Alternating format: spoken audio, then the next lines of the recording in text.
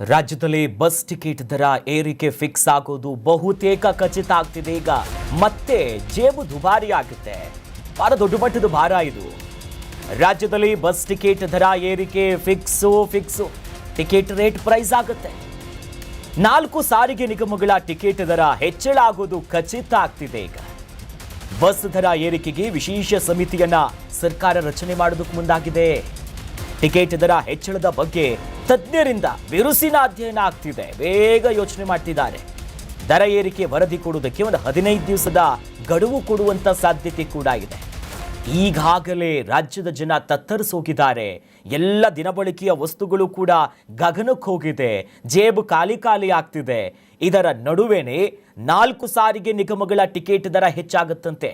ಯಾರಿಗೆ ಬಿಸಿ? ಇತ್ತೀಚೆಗಷ್ಟೇ ಡಿ.ಕೆ. ಶಿವಕುಮಾರ್ ಅವರು ಅಧಿಕಾರಕ್ಕೆ ಬರ್ತಿದ್ದಂತೆ ಮಕ್ಕಳಿಗೂ ಕೂಡ, ಅಂದರೆ ಶಾಲಾ ಕಾಲೇಜು ವಿದ್ಯಾರ್ಥಿಗಳಿಗೂ ಕೂಡ ಫ್ರೀ ಬಸ್ ಕೊಟ್ಟರು.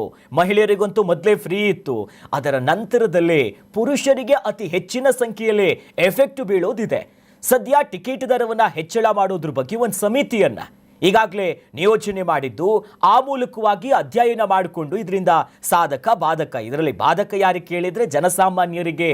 ಮತ್ತೊಂದು ಕಡೆ ಸಾರಿಗೆ ಇಲಾಖೆ ಕೂಡ ಕಷ್ಟದಲ್ಲಿದೆ, ಸಂಕಷ್ಟದಲ್ಲಿದೆ. ಆರ್ಥಿಕವಾಗಿ ಸಂಪನ್ಮೂಲ ಅವ್ರ ಹತ್ರನೂ ಇಲ್ಲ.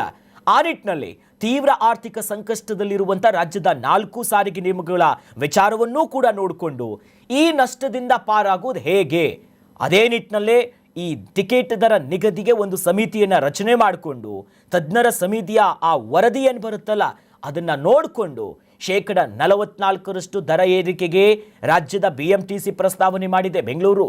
ಮತ್ತೊಂದು ಕಡೆ ಬೇರೆ ಬೇರೆ ನಿಗಮ ಇದೆಯಲ್ಲ, ಇವರೆಲ್ಲ ಒಂದು 33% ಟಿಕೆಟ್ ದರ ಏರಿಕೆ ಆಗಬೇಕು ಅಂತ ಬೇಡಿಕೆ ಇಟ್ಟಿದ್ದು. ಸಮಿತಿಯ ವರದಿ ಏನು ಬರುತ್ತೆ ಕಾದ್ ನೋಡಬೇಕು.